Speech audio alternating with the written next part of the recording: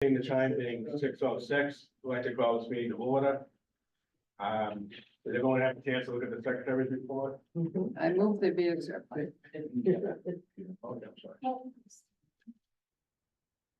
Yeah. Give me a second.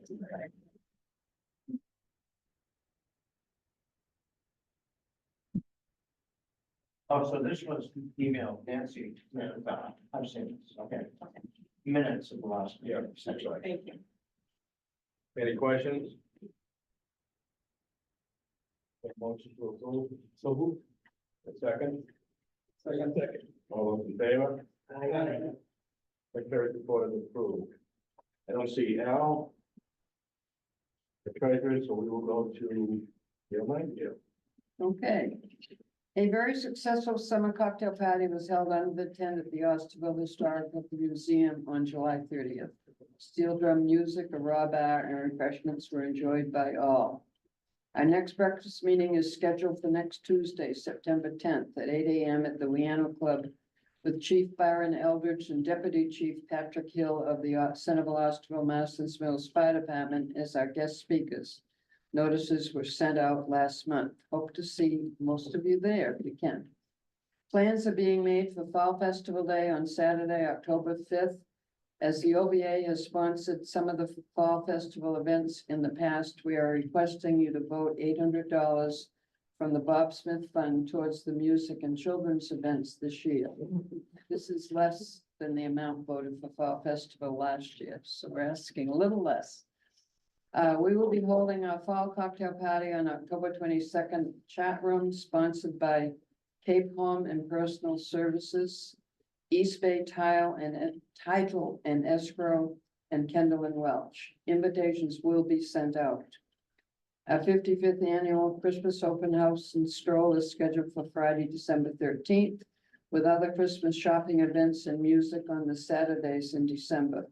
More details will be available at our next meeting.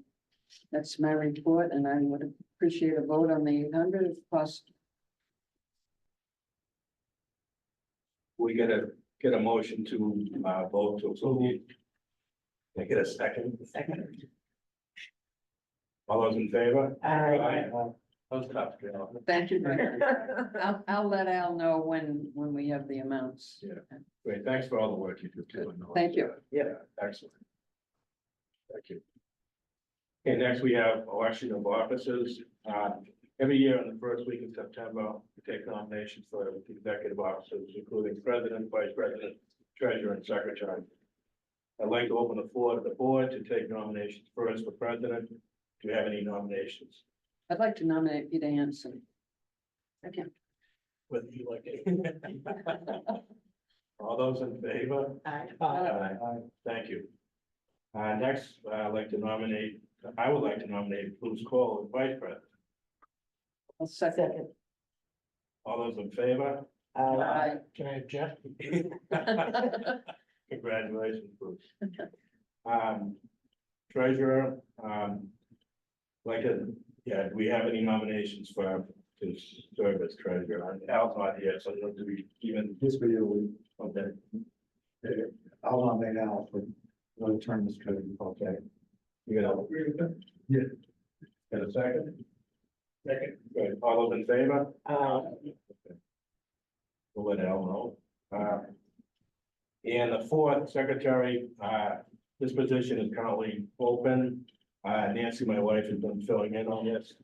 Really appreciate it.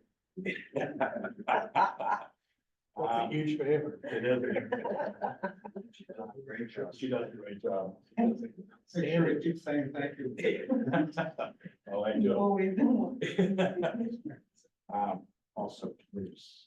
So I don't know if we, Gail, you brought that up. I don't know if we have, I know Robin Crosby, who I've talked to, not recently, but a couple, probably 5 months ago now, had a conflict between her work at St. Peter's Church and here.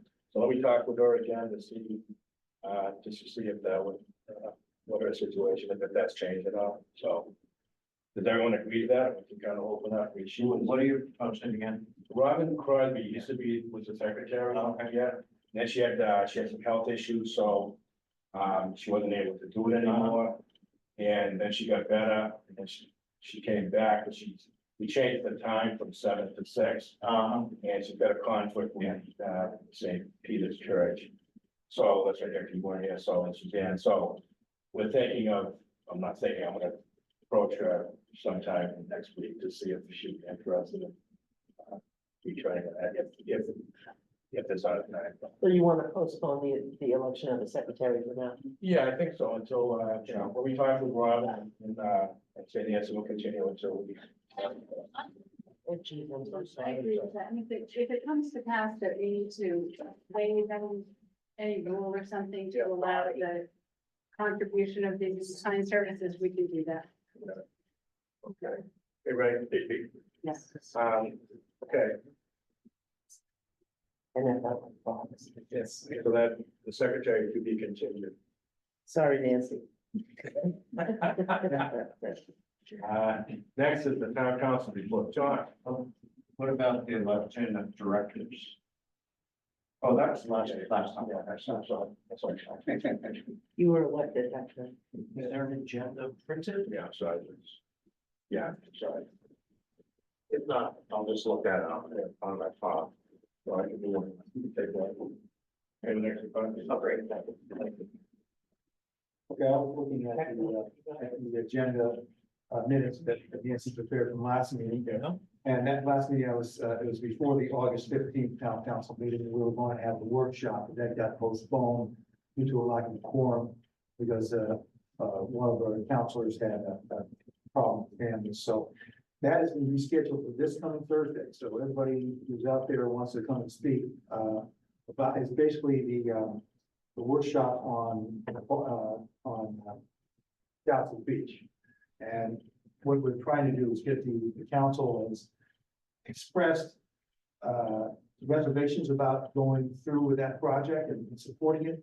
Town manager has also written the state about we're not interested in going forward with that. But there's never been a formal town council vote on that. So what we're going to do is have a workshop with public comment. It's going to be run by Karen Nober and Tom Wilson, town lawyers. And we're going to discuss where people stand and where to go from here on that, whether to oppose or be for it. I don't think it's national, many of them for it, but we need to have that done in public and get an idea of the sense of the council. It's not a host agreement yet, because we haven't even had a power purchase agreement or the next, sometime in the next few days, the state's gonna come through with what the bids were for the power agreements coming on, whether Dallas is one of those, we don't know at this point, assuming it will be. So we're just gonna get a sense of the council, we're gonna have the public speak their mind, and then we can decide later about how we're going to approach either fighting it or litigation, that kind of stuff. So just so everybody knows that it's an important meeting on Thursday, and that will not be too late in the agenda, so. John, I have a question based on that report, if I can. You said that the town attorney's office is running that. Is it because the workshop is centered around legal matters? Or is there a particular policy perspective from legal counsel that puts them in the lead on that? I think it's because of the potential of legal matters, that's why they're doing it. There is a question, well, there's a number of questions lately about our how we're being advised, not only by the town staff, but by some of the lawyers who've hired.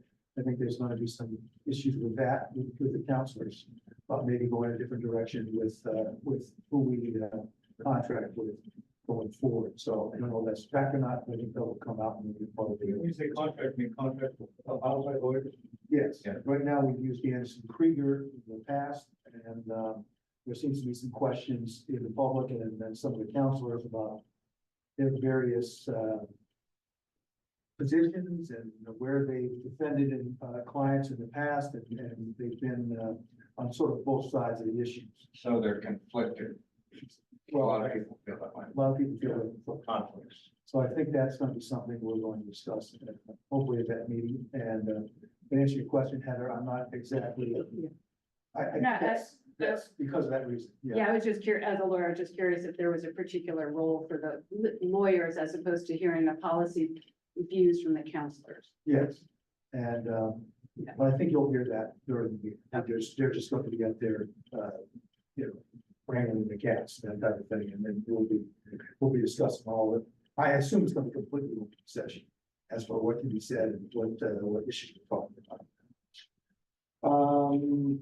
I also talked about the subcommittees, and they're doing quite a good job. These are subcommittees that I talked about last year, last week's meeting, that deal with housing and zoning and disposition of town properties, between reviewing the town code and other things like that. I'm for those committees, except for the code, and there's been some positive actions, especially like, for example, on the we just had zoning meeting, and we're still talking about the bid and going over what's happening in Hyannis. But part of the thing that a lot of councils saw that we needed was zoning enforcement of the current zoning we have. So that's something we're considering bringing on staff to do that. Because I think a lot of what you see going on in your neighborhoods, some of it's not exactly going on with zoning. We want to make sure that we have compliance. And I think that's one of the problems we've had with the building department and the compliance is that we have zoning, but they're just not going out and making sure people are following. So before we go changing zoning and where we want to see that what we have is already being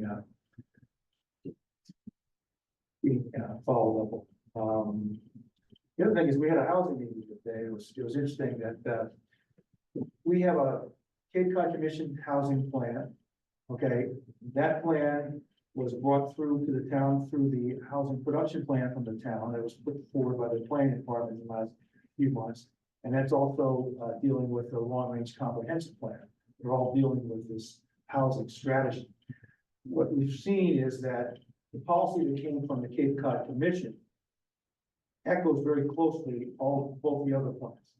And there's sort of a question going about how that, what responsibility we have to the Cape Cod Commission to follow any of their recommendations.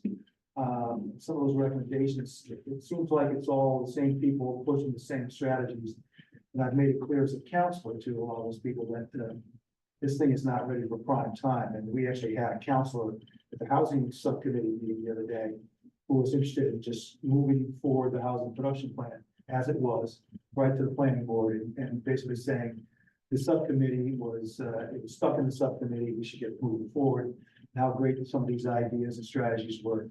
And it got a lot of pushback from the other councils on the board, other people on the board, because mainly is what we've been talking about is that they want to change zoning in the village centers to, higher density in village centers, housing by right, multifamily housing by right. They want to have within a half-mile radius of each of the village. They want to have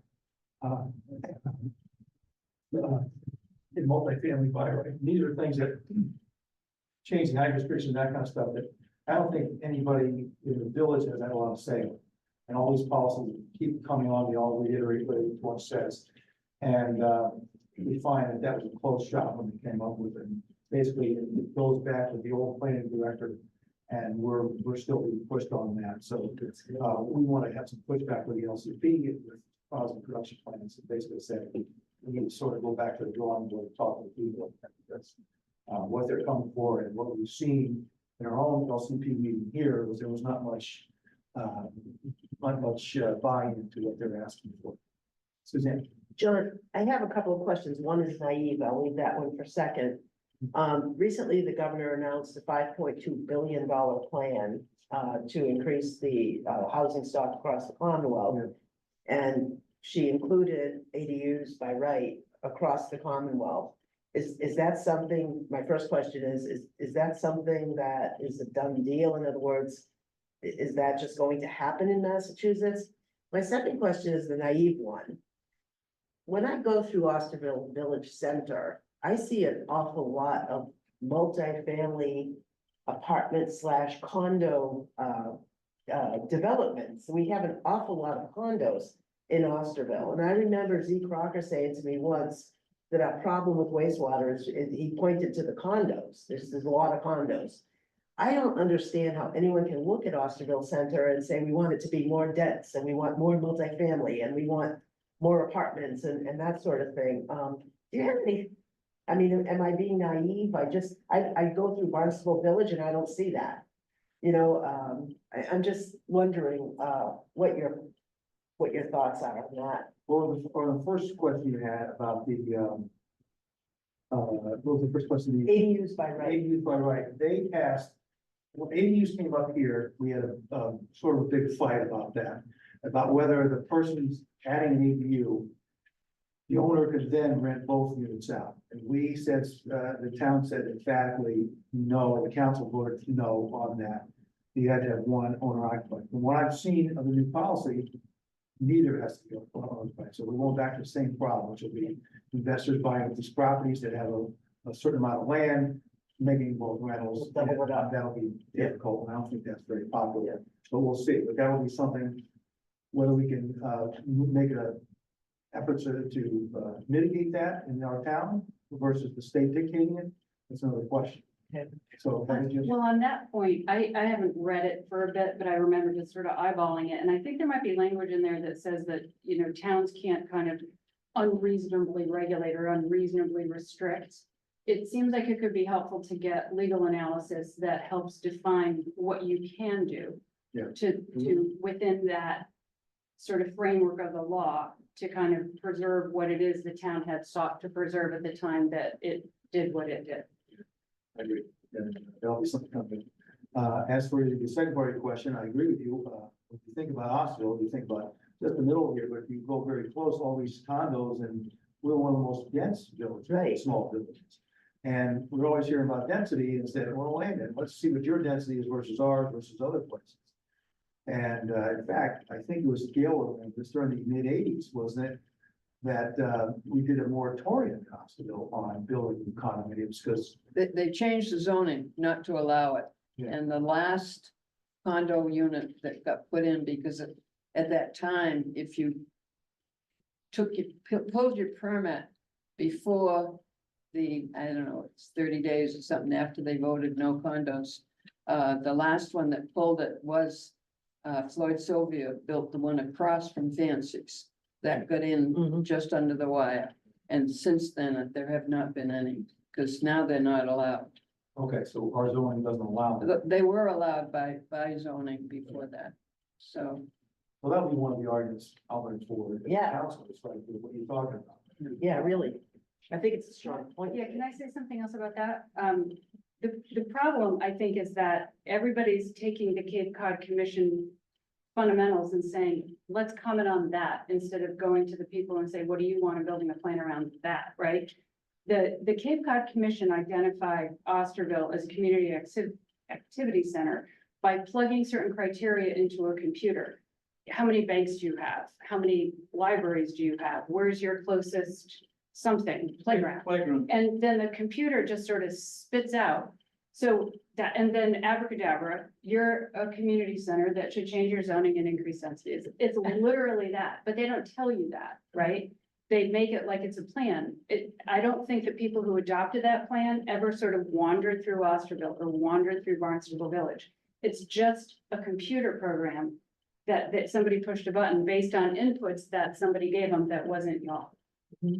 Is there a data source available that will spit out density? In other words, Yeah, good. I would love to see our density per kind of square foot for the half mile around the village center compared to the density per square foot or whatever, pick your thing. I would love to find that with you. What other villages were designated activity centers by the same analysis? Hyannis, Barnstable Village, and Osterville. So in the Cape Cod computer's mind, it's all the same. Okay, well, what about Katuah and Centerville? I'll say that didn't come out of the computer, but in the housing production plan, the planning department staff inserted Centerville into that, which should have that increased density, including a half mile around, based on no particular rationale or analysis. Okay, and Katuah? Nothing. The Katuitt doesn't have a lot of condos, if I'm not mistaken. Not No. nearly as many as Osterville. No. Not as many, but there's a few. Yeah, I don't think Osterville has a density problem, so to speak. And I think that when we argue, we should make sure people understand this computer doesn't. But the people who are in the planning department should be reminded how many apartments and condo developments are in Osterville Village. I'll put the question to ChatGPT today. Oh, good, you love ChatGPT. It's answering a lot of questions from it. Yeah. And I just have one more question.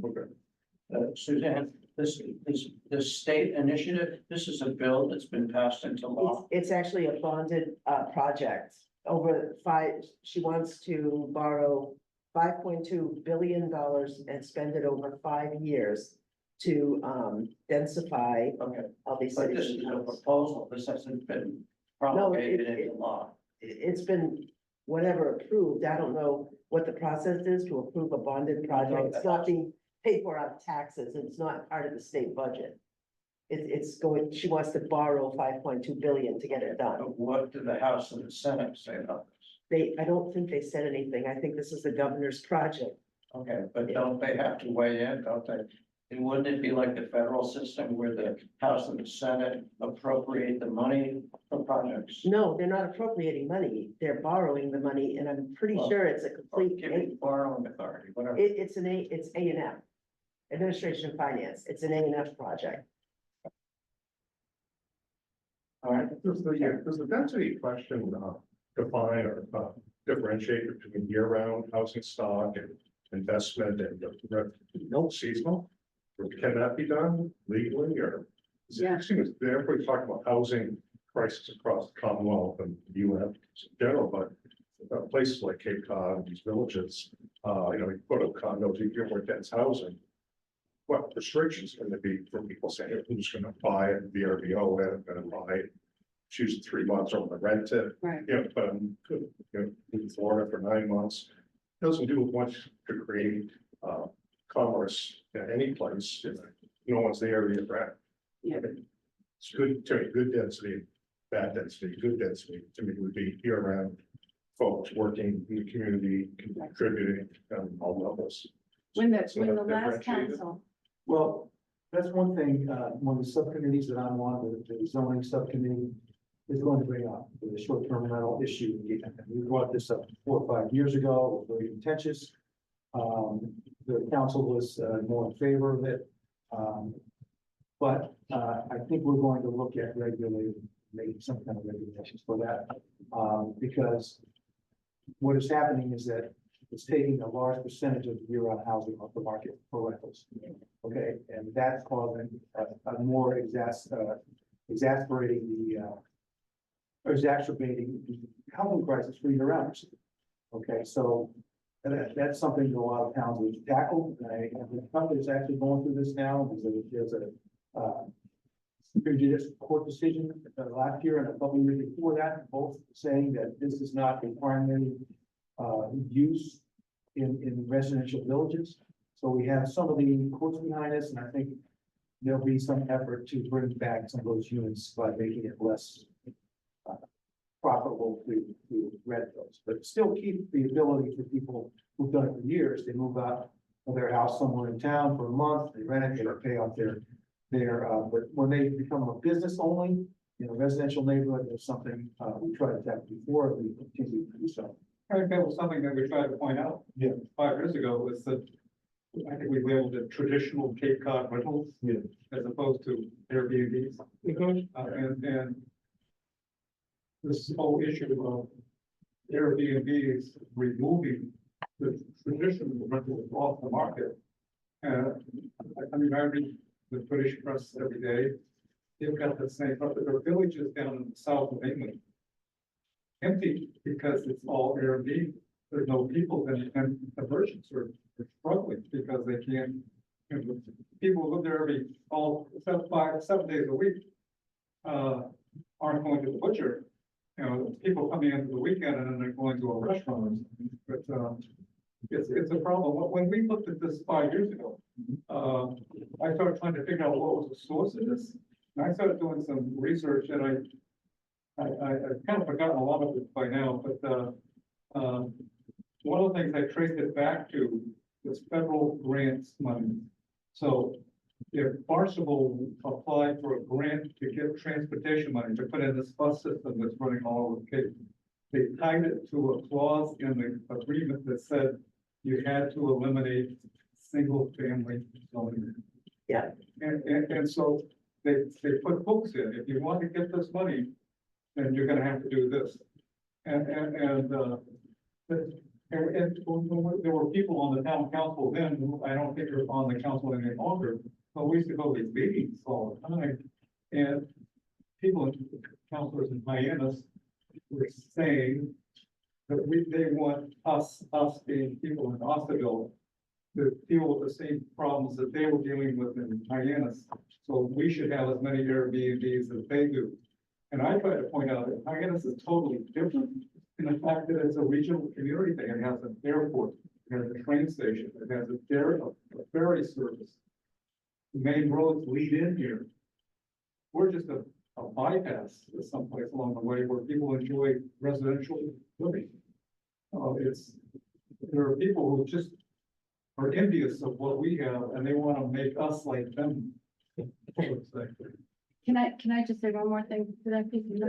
On that point, when the town adopted the form-based code, which was to increase density in Hyannis, people said to them, the town council at the time, you can actually restrict that new housing made possible by the new density to be used year round. The town council chose not to do that.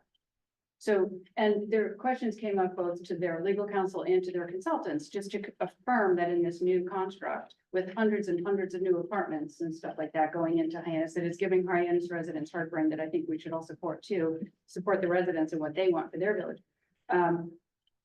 The town just said, no, approve this new density thing and they can all be used as Airbnbs all the time. And the consultant also said to expect this to be at the high end of the market rate, which has nothing to sort of satisfy the actual needs of people who need affordable housing. Right. And in this, now they've changed the word form-based code. So now the proposal is called design-driven zoning, which sounds really unoffensive, but it's form-based code. They just gave it a new name because people got mad at form-based code. But that's proposed for here in these various plans.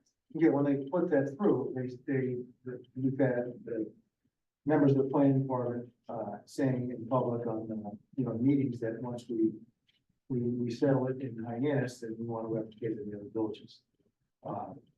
Which is high density block type buildings with the highest square footage, shop below and house above, with whereas they would park here, notice they're parking Hyannis State very low also, so that's a big problem. But it's, I just look at this as the same group pushing this, that's all the same groups. And, like I said, we've got 3 plans now, regional, Barnstable Housing Production Plan, and now the LCP working on it. They're all working from the same source. Yeah, the graphic, put them all aside, the language is exactly the same for both. So I think it's an effort from people who've been in the former councils and are sort of layovers that want to see this done and they want to push it through without any public vetting. And that's a problem. Zoning is one thing that towns control their future with. And by creating things like the Cape Cod Commission, taking powers away from the town and then making it in the regional thing, and now the governor is trying to take it away from just that and make it a statewide thing. So these big corporate power sources only have to deal with one entity, be like the governor, and then they could get whatever zoning they wanted across the whole state. And I think one of the things I think about the spatial aspect of this. If they want Osterville to be more dense, where is this, density is supposed to be built in? Does that make sense? There's only one place where they could really build anew, and that's Osterville Woods. And I think as a village association, we have to be very protective of open space where it still exists because it's disappearing rapidly. And I just don't know if they're talking about density, where would they build in Osterville? Build up. That's what they want to do. That's why I said there's a spatial component to this. So do they build up? And now we're living in a canyon in the beautiful retail center, and then they'll start ripping down the woods. So I just, you know, But it's that's, also Like multi-family. the Gale. Yeah, building. it's true. I don't know what the zoning is there, but I think is it like 3 spaces, parking spaces per something? I don't know what. Right now, the parking we have. You can't build more without allowing more parking, Right. and there's no place to put parking, so. But with this new proposal, they want to reduce, I'm told, is it maybe 3 cars per something or other? That's in Hyannis. I don't think they've mentioned that. Reduce the number of cars, of parking spaces to allow this in Hyannis. Yeah, that's what we're trying to prevent here. Right, right. We, you know, there's not enough parking right now, They want everybody to take that little bus that goes by. and you know they're not gonna do that. So, you know, and if you build up, if they start allowing apartments on the second or a third floor, where are they gonna park? They're gonna park, taking away from the retail. So, just. So they're gonna live, work, play and not have cars. That's what, I'm kidding, but that's the line. I'm not, I went to the Big Blue Conference. It was a horrifying 2 days. We have to get people out of their cars. We have to disabuse people of the notion that traveling to the grocery store is at their convenience. We have to get them in public transit. I heard some future ideation there that was really stunning. They want to really transform a way of life that a lot of us enjoy. Sorry, but I don't want to live in a city, huh? City. Yeah, exactly. They want city life for everyone, and I'm just. Well, you didn't know they're gonna put the green line right down the center of Boston. On top of the wind farm. Yeah, on top of the wind, the duck bank. So John, if I could add one thing to, your comments on the suggested changes in housing and zoning. One thing that I think you left off was that they are also going to ease the process for developers. In other words, if a developer gets a hold of the property, they will basically be able to bypass any existing hurdles currently that, you know, that allow people to objectively view their plans and just go ahead and do what they want, as long as it falls within these cookie cutter, you know, suggested houses that they're proposing. Now contrast that with, I forget Jeff's last name, but Jeff, who bought the property across from the post office, who came here and said to us, you know, can I have some time at the meeting? Here's what I'm thinking about doing. You know, I have some plans to show you. And, you know, what do you think before I get started? All that part would go away. And these people would have the opportunity, and I'm not knocking any local developers. We have some amazing people doing local development here, but they're from here. And they get it. There is not gonna be anything to prevent companies from, you know, Atlanta, Georgia, or Arkansas from buying up land in our villages and then putting up these cookie cutter housing plans. And they won't need any additional approvals because these suggestions are taking that process away. So all of a sudden, you're gonna have Cape Cod, Massachusetts, and the town of Barnstable and Osterville look like anywhere USA. When we've all heard a million times, people from other parts of the country say, geez, you know, I really love New England because it's so different from everywhere else. And, you know, the problem and the challenge that we face is that these proposals are gonna turn us into everywhere else. You know, I care. That's why we don't want, you know, I did watch that Zoom meeting, the Monday meeting. And there are people who, it's the same people who, when the Cape Cod Commission met, they had what they call stakeholder meetings. And they invited certain people to come and participate in the housing plan process. And the people they invited were the people from local towns that work in the planning department, in the housing department. They had, you know, a developer there, a realtor there. And these are the people that they considered the public stakeholders, you know, that were a part of the process. And, so really, if you go down if the Cape Cod Commission website and the housing plan, if you go online and look at it, it is extremely impressive. And very well stated and organized, but if you read it and actually see the process, you can see, well, where was the public in this process, you know? If you look at, I guess they gave people 3 weeks for public comment after they put out this draft of their proposal.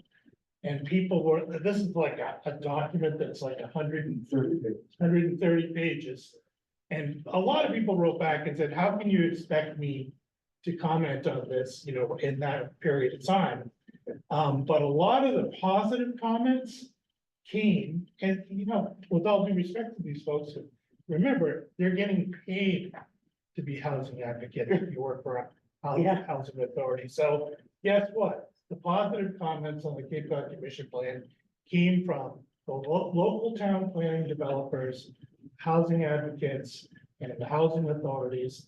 And the public comments in general, were relatively negative, including, there's 168 pages of public comment on this. And some of them are really lengthy, some of them are really brief, some of them say, was it ever really the intention when the Cape Cod Commission was formed to get into housing and development in the first place?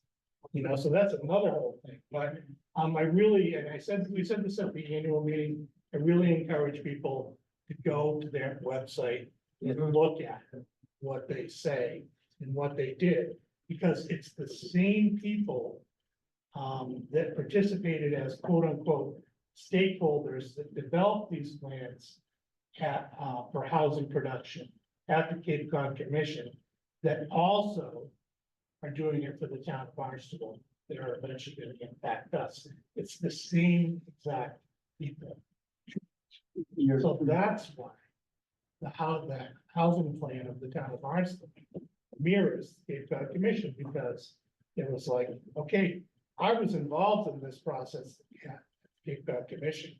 So therefore, I believe that, you know, this is the best process for us to use in the town, because obviously it would have been a waste of time to be involved if you didn't take that approach. You have to look really hard to see where the public was involved in this process.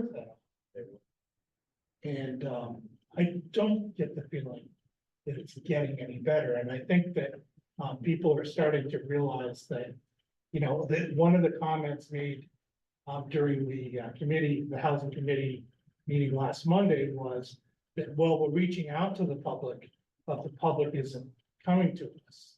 So it's not our fault that the public isn't involved in the process. And it's like, well, you know, maybe you're just not doing a good enough job getting the word on what you're going to do about it. There, obviously, you can debate on what the best ways are to do that, but they are definitely trying to accelerate this process through the town council as fast as they can, because they feel that they have a chance at the votes now, because people aren't really aware of what the changes proposed really are.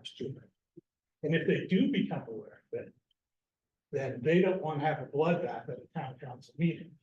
So they're trying to do it now before everybody finds out, you know, what's going to happen. There are parallels with the Ocean Wind Farm cable Very landing much. arguments. And you know, for 2 years, I've been testifying at all these different federal and state meetings.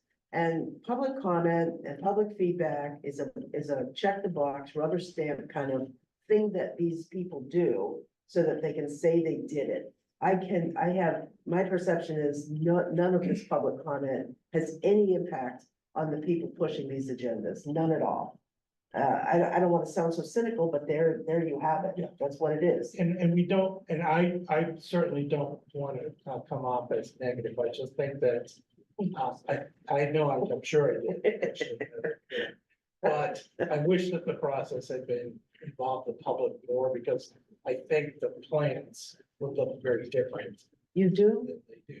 Yeah. Yes. But you can't give up on it. Oh, we're not giving up. The problem is that, you know, a lot of us in this room went to the LCP meeting, the last one. Yeah. And decided not to comment because 2 minutes isn't enough time to say anything, really. And there's no feedback. Right. That was- They let you talk and then that's it. So if we really want to do any justice to this issue, you know, maybe at our next meeting, we could have some kind of presentation for people to say, okay, we've actually read this plan. You know, here are some things that you should take a look at and, you know, take that approach. And none of us were prepared to do that for tonight, but if we think that that would be helpful to people, at least in Osterville, we could, you know, try to put together some kind of presentation and say, hey, this is what people are actually talking about. And encourage people to become more involved, because committees are helpful. But who has time to, you know, I watched like YouTube, I found it on YouTube, that's all. But who has time to sit and watch committee meeting after committee meeting after committee meeting? But if you get people to come to you for one meeting and kind of summarize the whole process of all the challenges that we're all facing together, then maybe you get some people's attention. It's just an idea. Good comments. It was back to John. I know you were saying there's some pushback now from the other councils as far as what they're seeing what's going on, right? Yeah, I think there will be, for example, we're just talking about the people who are in the, who went to the, as stakeholders in the Cape Cod Commission. One of them is chair of the LCD, another was a council. So, and just so happened that counselor was in this meeting the other day, Bruce was housing, basically saying this committee is holding up a housing production plan from going to the zoning board and moving ahead. And it's pushed back from the other counselor saying, basically, this is not ready to be ahead. We haven't, it hasn't been vetted. And it was basically, it's railroad through. And I think, it's causing some angst in the council, and I think, there's not a stomach for it by a number of us councils, so we'll see. I also think that when you discuss any other ideas or alternative ideas to the proposed plans in place now, you are immediately labeled as anti-housing, Yeah. which isn't fair. Because really, we just think that there might be better ways to put this together and to approach it. And, you know, as a matter of fact, we went to the LCP meeting, you know, somebody said, oh, the Osterville people are like that. They literally nice. said that. And like, you know, like we are somehow, you know, discriminated against somebody. And you had Oh, that. yeah. It's like, didn't surprise To build people. Yeah, this has been happening our whole life. But it's the charm of a smaller village atmosphere that attracts people to Cape Cod in general. Exactly. What did we say at the annual meeting? The reason people live here, or the reason people move here is because of the way it is. But are you talking about the CDS thing, that's the economic development document, just on that website? Really extensive, talks about year round, but back to my question about the density of housing in year round versus seasonal. You know, maybe people, you know, have rentals and big sort of grandfather, but, you know, Cape Cod has a real, I think, a problem with, it's like a reverse commute. All those years, I used to fight to get down and have to work in Boston, get Fridays. It's now leaving the Cape at 4 or 5 o'clock. Everybody's getting off the Cape because nobody can afford to live here. Right. Year-round people, Yeah. you have all kinds of jobs, good paying job, right? People can't live here year-round, either buying or renting. Really, I'm sure they would love to. Right. Teachers, you know, tradespeople, I mean, it's, you know, they have to build an 8-lane bridge just to get people, and we do need. And that's why we've said all along, Sustain a community, we need workers. all these And then workers- problems are connected. Customers. Right. They're all connected. You know, like STRs are a huge part of the problem, that if you build ADUs, well, we already don't have enough water. So what's gonna happen if you put every property around here and puts up an ADU? So everything is connected. You know, we have a sole source aquifer where there's gonna be a wind farm substation built on top of it. What happens there if something goes wrong? Brilliant. You know, I mean, it's just, it's all like, you know, the matrix. You just need to, you know, if we can fix one thing, it will actually have ripple effects and help fix some of the other. But what we're trying to do is push things forward that will further complicate all of the issues. That's why I think the more time we take to look at these things, the better it is. With respect to, you know, you do know that there's a housing issue, not just here, but everywhere. Great conversation. We've kind of gone into the whole business discussion of LCP, which is great, obviously, to be discussed. Heather, I know you've been working on this like 3 years ago. I do watch all the meetings. Yeah, I don't watch TV, I watch the meetings. I thought somebody just want to comment as far as this. Well, I'm wondering if it would be, just kind of going to Bruce's point, if it would be helpful for, I'm gonna back up. They put out the housing production plans, which mirrors the draft local comprehensive plan. No one went to the housing committee to say one word about it. No one went to the planning board to say one word about it, right? I sent in 2 pages of comments and said, this is for the committee, can you give it to them? Oh, you didn't know you wanted it for the committee. I think, well, because I said that in writing, right? So like, there's literally been no comment. I had been in touch with the new planning director to say, you know, we're looking to get word out and we hope you're doing the same. And he very constructively sort of really appreciated his kind of openness, said, you know, if you want to send in suggested changes, we're open to that, which is terrific, right? So one thought is to take, because you all spent a lot of time on the last village plan, one thought is to sort of just open that back up, take a look at it, have a conversation, whether you agree or disagree with it, what you would change about it, if anything. Frankly, I would also love to say, what did you intend to do last time that you never did? Because every department was asked to sort of check the boxes of their successes, and the planning department says, yeah, we'll do that, but didn't. So it would be really helpful to sort of assess that last plan, line it up against this plan, and then offer some views on, you know, what you would affirm in the new proposal and what you sort of strongly oppose in the new proposal. How do you feel about that? Well, one thing I would say immediately though is it is certainly easier for the zoning board and the planning board to push things through if they don't have a lot of public involvement.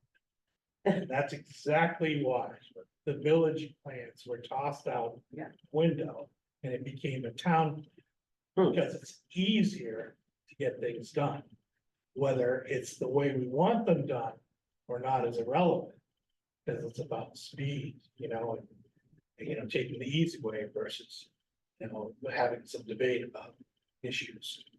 You know, no one's claiming to have all the answers, but I do think that the people who actually live here should be involved in making some of these decisions versus being dictated to by, you know, town employees that supposedly work with the public. What's the name of the new planning director? Jim Comfort? Jim Comfort? Yeah, so he was quite open in that, and it seems like it would be helpful to put something forward, and you know, it could be a combination of your judgment, but also we had the benefit because Cindy here is so good at recording and putting things on YouTube.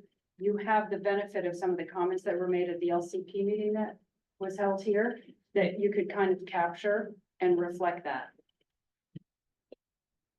Too. Heather, I like your idea. Where would, if I want to look at the last village plan, where would I? I can send that around. It's still posted on a page on the planning department website. Each of the villages had a plan. I actually think each village should do that. John, maybe that's something to sort of talk about, just to sort of dust those off. I mean, I think there was success to some degree with the last short-term rental matter. when the villages sort of communicated and kind of respected each other and what each other wanted for themselves and so forth. So it's on the planning and development It website is. of the town, Barnstable town. Yeah, Okay, and when was that done? Was that 10 years ago? that was a long time ago. Yeah. I thought we said, was it 2010? Technically, we started working on it in 2005, so. So it's 14 years. It's quite old, but some of the It was stuff in there basically- wasn't us. What we anticipate and what we think we'll see. Yeah. And actually, it was pretty spot on, if I remember. Based on what has. Well, speaking on the housing committee and this kind of thing here, but this solution is top down, dense violent villages. And it's sort of like, if you're not for it, you're against housing, but there are other ways to do this without changing zoning. Okay, you don't have, what they're looking for is very quickly, high development very quickly, putting more and more units. Most of these units you're seeing going in, a very low percentage of affordable. Yeah, exactly. So what happens is they put all this stuff in 300 unit things in the industrial park over there. But say 20 or 30 are affordable. Our percentage now of affordable in this town, as the state declares it, it's gone down from just over 7% to 6.75%, 6.5%. Because we're building more units that are almost all market level. We're never gonna reach that 10%. Just simply it's not going to happen. And they're also not solving the problem of putting people who, those are at rents that are unaffordable to most people. So what those will be, I believe, is people will be summer places and around home. So, but then you get, the person's gonna move in there, is gonna move in there in September and be kicked out like everybody else is in May. And that's what happens. So, we've got to get a tie on short-term rentals. To get more and more of those back into the system. I think. Yeah. Just plop it and densify all these villages is not the way to go, it's not popular. And, I think we're gonna have to look at town-owned properties and other things and put more units that are. If they're town-owned, we have a less, cost of land and that kind of stuff. There's a place over here on Old here, right in Osterville, that's been owned by the Housing Trust Fund. 40 years now, I remember it was that, it's never been built on. I say, why wouldn't that be built with a small, group of cottage homes or something like that? We could do our part in Osterville to do that. And not change the entire village just to get somebody else's objectives. But Yeah, that was in the 2010 plan and it's still sitting there. It's that sort of thing, that are things that were tagged to be actionable to actually improve something that happened. Yeah. The other thing that always crosses my mind when I read that, Pete, is when I look at even the objectives for some of these plans, and then you walk around Osterville actually already achieves those objectives. I think it could be helpful to sort of just articulate that, right? We already have, as everybody's talked about here, the dense stuff close to everything and limited parking and all this other stuff. So maybe, before the next meeting, John, particularly because you're saying these things aren't moving in the next couple of weeks. We could circulate something before the next OBA meeting for people to think about. So that we could come have a discussion and people could have a conclusion about before we leave. yeah. It's a good idea. Yeah. And also I want to stress that I don't think that anyone in this room doesn't want to do our part to solve the problem. It's just that we want a say in what our part is. We don't want to be told what our part is in the plan. And I think that that's the way it's set up right now. This is going to change. This is how it's going to be. These are the types of houses you're going to see, and et cetera. And I don't think that that's the way it should work. If we go back to Jeff, his idea, on the corner here, the post office, coming to us with an idea, let's talk it. That should a big difference. John, thank you for everything you're doing for Osterville. Yes. All those other committees and everything else. All the balls in the air, not just for me, but for everybody. These, all of issues, as you said, are tied in together. Yeah. Okay, Okay, and like I said, there's a group that knows what they want, but it isn't what the public wants. Okay, and, I don't think that can apply, it's a question of, all right, let's move on, to something more productive, that we can actually get something. But they want, the idea is to get, oh, let's get it all done in 2 years, we'll have all this, great stuff, but there's no stomach for it here or most of the other villages that I see. And, so I think we need to thought that, not how to vote. That's what we're trying to do in something. Yeah. Good job on that. Still on the old business, any other comments on what we're talking about? There's one thing I need to share, and that is that, Jen Williams couldn't be with us tonight, and she asked me to share a couple of announcements for her. So just when you think that Osterville isn't crowded enough, she shared that Osterville is gonna be the subject of Chronicles program, Main Street and Back Roads, and it's gonna be on TV Thursday night. Oh, So you can watch the show, a half an hour show all about Osterville, which I'm sure will be really cool. what channel is For all of that? us. That channel five. Channel 5, yeah. 7:30. 7:30, September 5th. She also asked us to remind everyone that the farmer's market will continue on Fridays through October 11th. So everybody look forward to watching Chronicle or taping it, watching it later. It'll be interesting to see what they have to say about our village, and I'm sure If that you miss it, you it's can't help. streamed. You can get it after the fact. Yeah, You can take it. you can take, I'm sure that will draw additional attention to our challenge. We'll be at town council talking about Delsis Beach. That's right. So we all have to take it. We all have to take it. I'm guessing that Channel 5 didn't reach out to your committee first. I saw somebody walking. They just show up, right? We didn't get the edit. What are you saying? Would we say, can No, you do it's a show about another village? You could show, it's one of No, I the know. show roles, that Yeah. they can present a village and their vision of what the village is. Yeah, Be it Claremont, New Hampshire, or whatever, Yeah, yeah. Yeah. Well, I don't want to ruin it for you, but I have some notes here on what they're gonna show. If you really want to know. Whippy's included? Well, there are some downtown shots. There features some individuals from Osterville, artists, etc., boatyards, history. oh, God. So I think it'll go. Did they go to Delsis Beach? I'm not sure. I'm guessing you that show. Probably chance and know what it. Wonder if they saw all the signs. Thanks, Bruce, for that, for Jen before. Thank Jen for bringing it to our attention. Yeah, just on old business, Suzanne, do you wanna, discuss, speaking of Delson, please, comments? Sure. Hector can back me up here. So, SGDB and Barnstable Speaks still have an active lawsuit. The judge ruled against our request for a preliminary injunction against the release of the easements by Anderson Krieger once, when a certain point in time is reached. And there's some question about town council actions that were somewhat conflicting.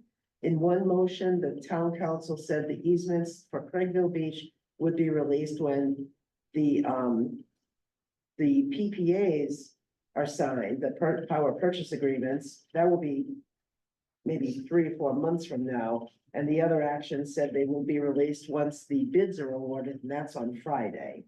So part of our argument has been, we have a question, and it's kind of nebulous there about, the town council actions. But since the judge ruled against our request for injunction, we appealed it in appellate court in Boston. So that's working its way through. So that's on the legal side. We have something on Friday at 4 p.m. called Circle on the Sand. We've just passed our 2nd anniversary of formation. And the Circle on the Sand is the 2nd annual Circle on the Sand, and we invite people to bring their beach chairs and sit with us and listen to what we've been up to. We've been very, very active, especially with town council, trying to talk town council into not changing their position that the town does not support the Dowses Landing. Some people would call it mission creep. We call it mission expansion. To be so concerned about Craigville Beach too, because this company Avangrid has started to say that both of those projects are two sides of the same coin. That, you know, it's New England Wind 1, New England Wind 2, they changed the names to make that clear. So we have joined forces with our friends in Centerville to try to save our public beaches from these, in our opinion, this predatory company that really has no consideration for the coastal villages or our well-being, our safety, and the safety of our drinking water. I said to someone today, a counselor, as a matter of fact, I said, you know, you need to realize Dowses Beach would have 3 61-foot long splicing vaults under the parking lot. 3 of them. They're 61 feet long by 9 feet deep by 8 feet wide. And the number one reason splicing vaults catch fire and explode is because of the intrusion of moisture. Well, these splicing vaults, should they be built, would be underwater. Peter has done a great job documenting this. I'm talking about running ocean water 3 to 4 times a year. Okay, and we're talking about ocean water this deep. With all this electrical, extra high voltage electrical infrastructure underneath all that water. It just doesn't seem to us that the state has done a very good job of vetting these construction plans. And so we're constantly bringing up these points to the town council, the state and the feds. So we'll be testifying with this, the state has a new group. It's a commission on offshore wind, and we'll be testifying this week, next week. Before them, and I'm going to bring that sort of thing up. You know, it's like, you guys have just let these developers come up with crazy plans. You don't really look into it. And this needs to stop. The state needs to get really serious, as do the feds, about what we're doing to our environment. You know, we all know what happened with the turbine blade. We are still picking up that material off the beach. One other anecdote. I got my hands on the material safety data sheet for the turbine blades. And the bulk of the material in those blades is what's called PCB foam, styrofoam. And environmentalists call it poison plastic, okay? Right next to where it says PVC foam and the amount of it that's in the blades, it says, keep in a dry place. So let's put thousands of tons of it in the ocean. And what's happening with all the material that fell into the ocean is it's disintegrating as it comes ashore. It's getting smaller and smaller and smaller. And the particulate matter is certainly going to be in our food chain. It certainly is. There's no doubt about it. We have some anecdotal evidence that Avangrid has hired New Bedford fishermen to tow dead sea animals way out to sea so that no one will really know how many they've, quote, taken. A woman from Barnstable Speaks and I go over with our EMF meters. We've been measuring the amount of electricity flowing from shore to the wind farm now. Because they're dead in the water because of the turbine blade disaster. The wind farms are parasitic. They suck power off the grid. I don't know who reads their meters, but I can tell you right now, it's an awful lot of energy being sucked off the grid to power what they have out there as they try to recover from this disaster. The milligauss reading, they told us would be undetectable. It's reading at 48 and 49 milligauss right now. If you took the meter into your home, it would read 1 to 2.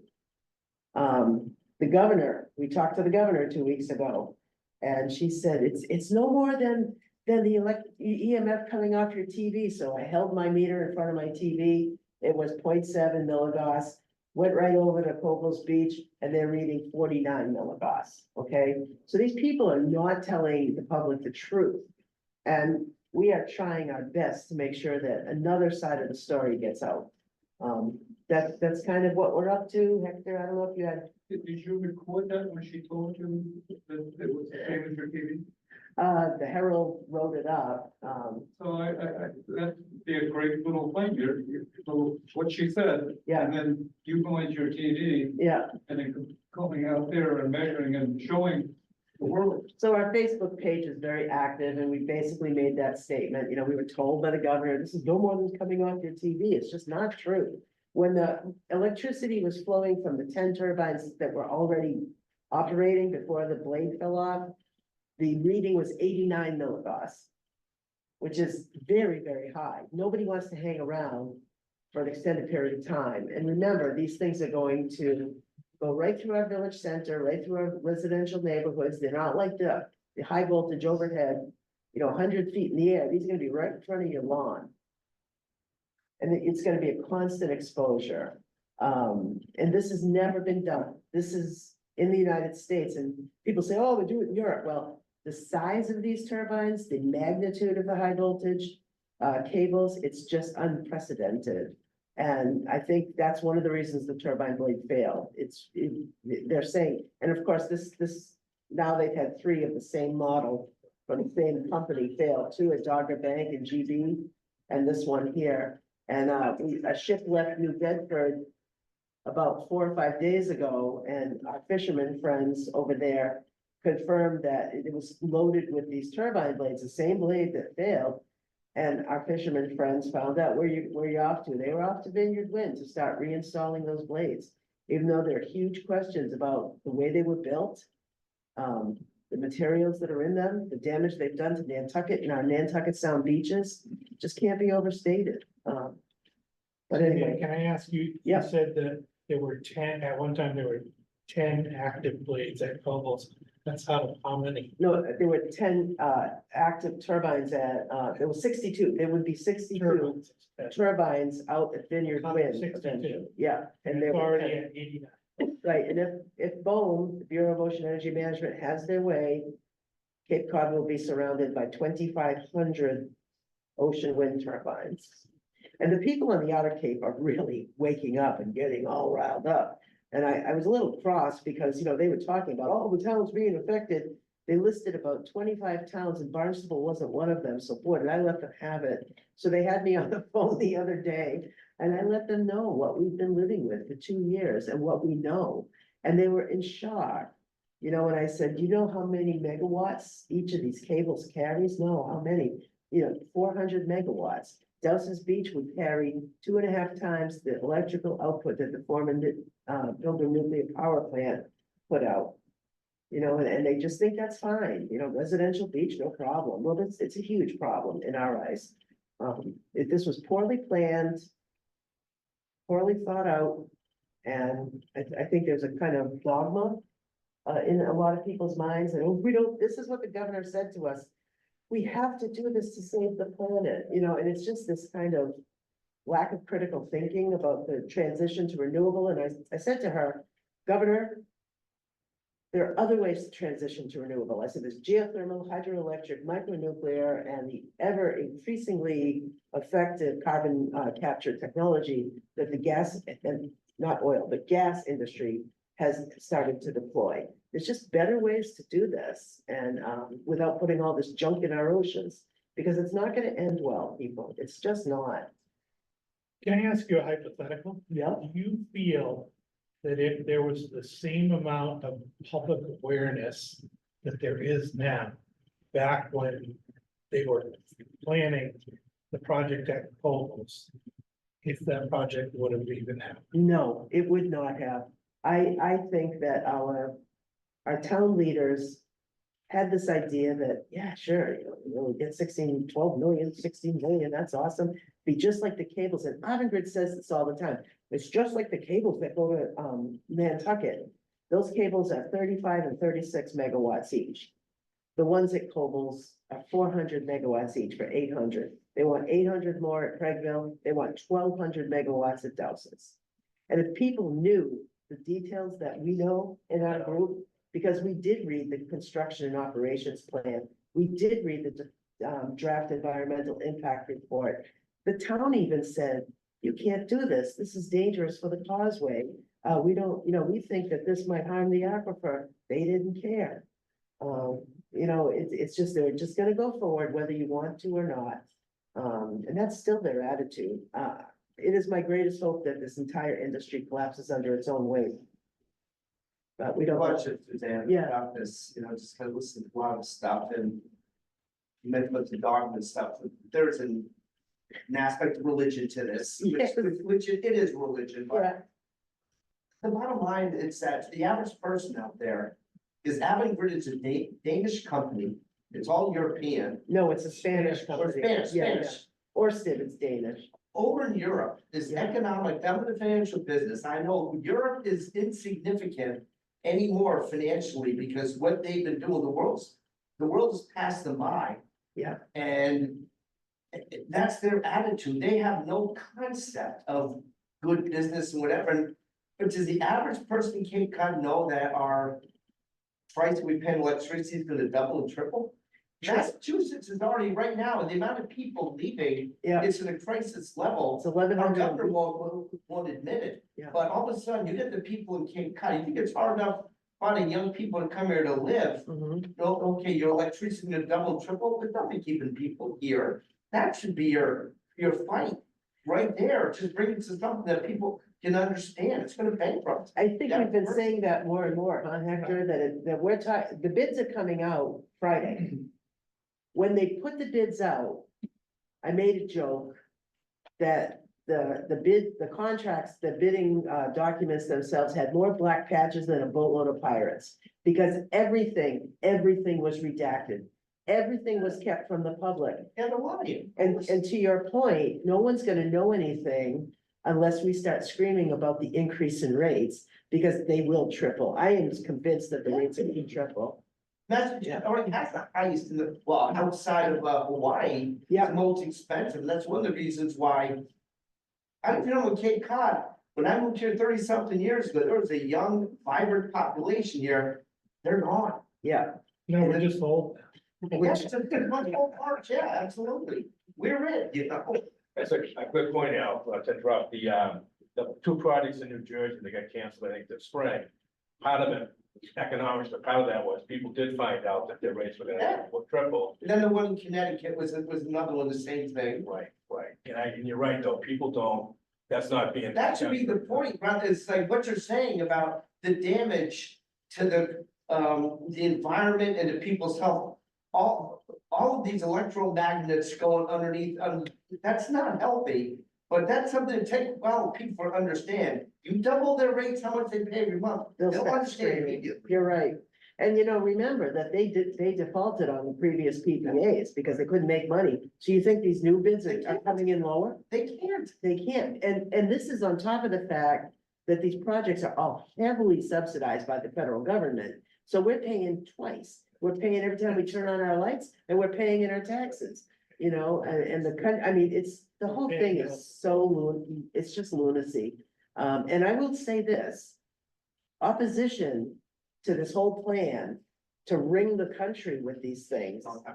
I think opposition is really starting to ramp up. People are taking a look at it and saying, whoa, we're doing what? You know, like, stay tuned. Especially when they're only gonna I don't think it's just this country though, it's around the world. The difference in this country is the subsidies, the way it's being planned and the size of these farms. These turbines are the largest by far. Remember, that blade that fell weighed 70 tons. And someone said to me, what, 7 tons? No, 70 tons. And every one has 3 blades. And they're gonna be 2,500 towers.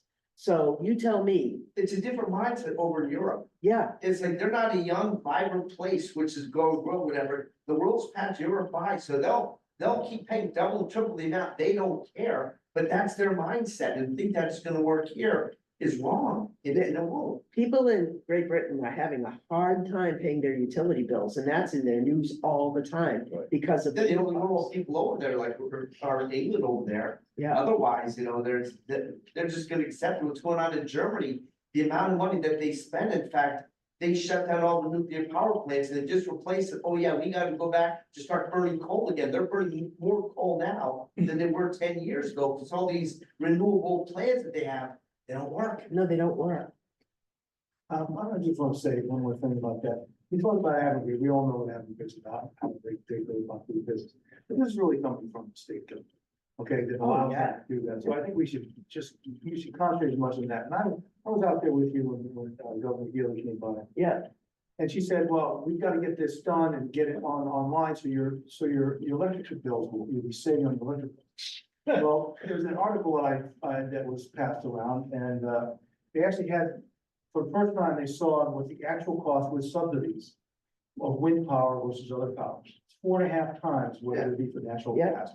Okay, so whatever they come up with is going to be huge and hopefully be a political problem for the powers that be, because if your bills go up 4 times, you're gonna have a problem.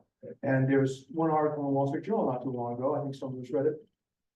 There's a place near San Diego, a little bit inland from San Diego in California, where they're talking about the average rent there and what the average electricity bills when they were all on this new green energy. Their rents were between $1,500 and $2,000, or somewhere in there, 12 to 1,500, and the utilities bills were 1,800. yeah. More than their rent. Yeah. So, yeah, so, New Jersey's version of in this state, we have the EFSB, the Energy Facilities Siting Board. New Jersey's version of that board just retracted their permits. They said, okay, we gave you the permits to build these, we're taking them back. And I think that's an example of how opposition to these things is really starting to. And also all the whales that kept dying in, Yeah. They're. It's unexplained deaths. Yeah, a bunch of them. but thanks, Pete, for letting me expound. Thanks, Suzanne. Yeah. You're really, you're a leader as far as getting this out and everything that you've done. Imagine if you hadn't done what you've done. Well, I gotta thank Hector, I gotta thank you, I have to thank everyone in SGDB, Stacy Gunther. But it's incredible where, you finally, getting people's attention, the amount of work that you put in. And it's so important, like you said, people are waking up finally, as far as the gaslighting from this company, it's just all the falsehoods and everything that they can say. Just a quick comment, way back when they came into Cobble Beach, as the water commission, we had to basically sign off that they could replace the pipes as part of the construction process. And at any time, no time at all was it ever discussed. We thought that was one and done. Again, we didn't ask enough questions. No one did at the time, Right, but it was never mentioned Craig Woodhouse, because they know if they did it on purpose, if they had mentioned that, that would have been cut, that would have been stopped right there. That's the part that still bothers me, that they can't come along. They know this, that they planned this all along to do what they're doing, and they never disclose that. So anyways, thank you for everything that you do. Al, you wanna give? Yeah, I apologize, I forgot that we moved these meetings to 6 o'clock, and I realized right now, like, when I was driving here, I'm like, uh-oh. I forgot something. Yeah. Okay, well, there's been very little happened in the last month. The checking account, $7,377.56, and there's no bills outstanding. Robert Smith Fund, which we use for gifts and to give back to the community, we have $18,779.13. And in our savings account, money market fund is $2,864.88. So we get about $12 to $15 a month of interest income that should be heading down next month. Federal Reserve is going to start lowering interest rates, so. That's about it. So we've got 29,000. Oh, John, I got your check card. Thanks, Al. Any questions on the treasurer's report? Get a motion to accept? Get a second? All those in favor? Thank you, Al. New business, next meeting is gonna be October 1st, at 6 o'clock. And I guess public comment, maybe feedback from them. Peter, I'm just gonna loop back to the item for maybe action next time. Sure, I'm fine, yeah. Maybe I can work with Bruce and maybe I'll tap on you, Rick, from some of the research you've done, and you can dust that off. And put a little something together that the board can have in hand before we reconvene. You know, we can talk more about the current plan, the prior plan, and maybe just draft up a little something so that we're kind of ready to go. Stay on that. Yeah, I agree, that's a great idea.